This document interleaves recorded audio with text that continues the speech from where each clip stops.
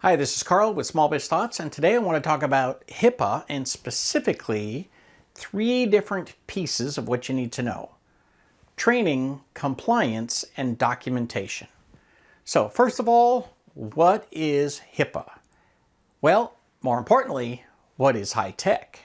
HIPAA is the Health Insurance Portability and Accountability Act, and high tech, which is an acronym, stands for the Health Insurance Technology for Economic and Clinical Health Act. In other words, it's the part that implements HIPAA for IT professionals. So the first thing you have to figure out is training. So where do you get training? Well, there's lots of places to get training, but I recommend that you go see my friend Mike Semel from Semel Consulting. So Mike wrote a book on HIPAA headaches, which makes one extremely strong point. HIPAA sucks when it comes to defining what you have to do and how you manage compliance.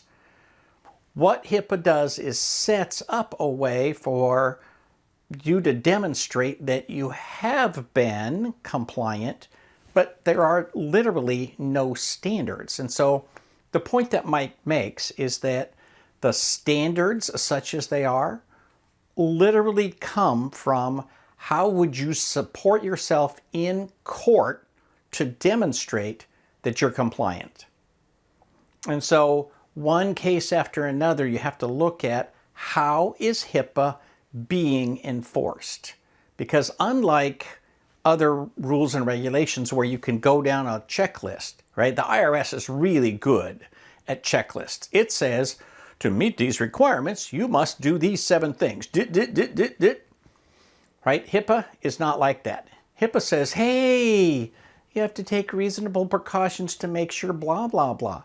Well, that's really hard to implement. But the good news is there are some basic standards that you can comply with. A lot of what happens with HIPAA is that good common sense. For example, having good backups that are checked on a regular basis, totally secured and encrypted goes a long ways. Encryption is really your friend with HIPAA, right? So the training piece of it, you got to figure out, there's other organizations that do HIPAA training. There's no end to places you can find training, and there's no end to how much money you can spend. But I recommend that you go out, find a standard that you want to be compliant with, and then use that and think in terms of how would you defend yourself if there was a problem with HIPAA.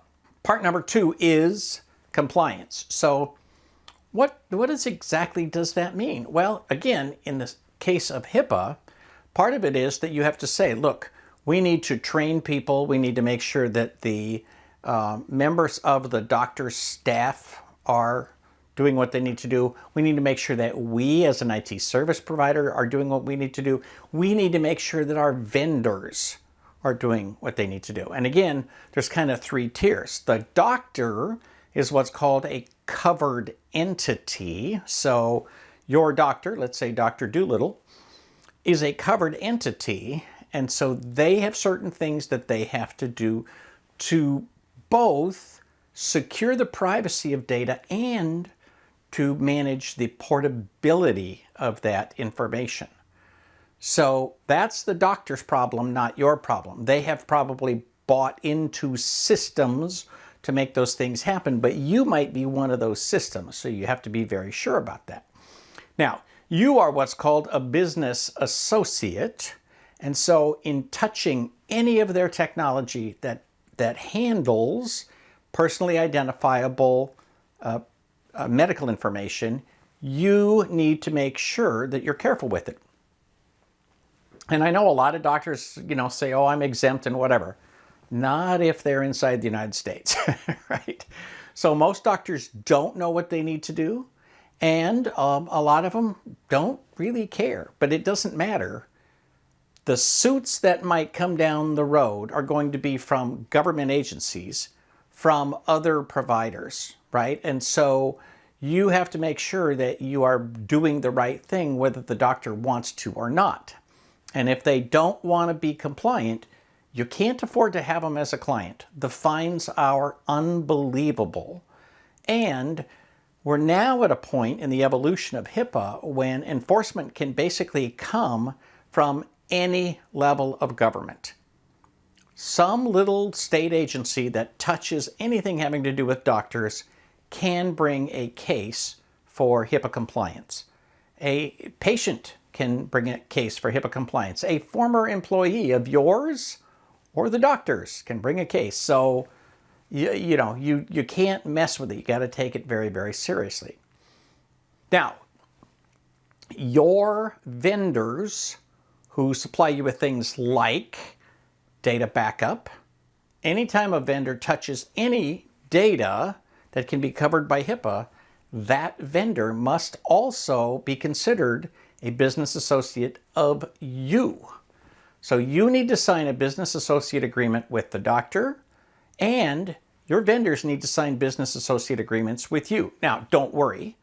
The vendors who know that they touch this stuff have figured it all out. They've got templates. They will send you something and you can make a couple of changes and implement it. So talk to your vendors to make sure that you're covered, but that's a huge piece of it. Finally, the most important piece of HIPAA compliance is documentation. And why do I say that's the most important? Well, a lot of people don't realize. If you have not documented what you did to train the doctors, train their employees, put certain things in place, and documented that everything is written down and that you've got processes and procedures in place, if you don't have that documentation, you are not HIPAA compliant. So like many, many things in IT, documentation is king, right? So how do you make sure that that's in place? Well, you need to have a process for documenting your HIPAA installations. So create forms that you can use from one doctor to the next. Make sure that you keep them up to date.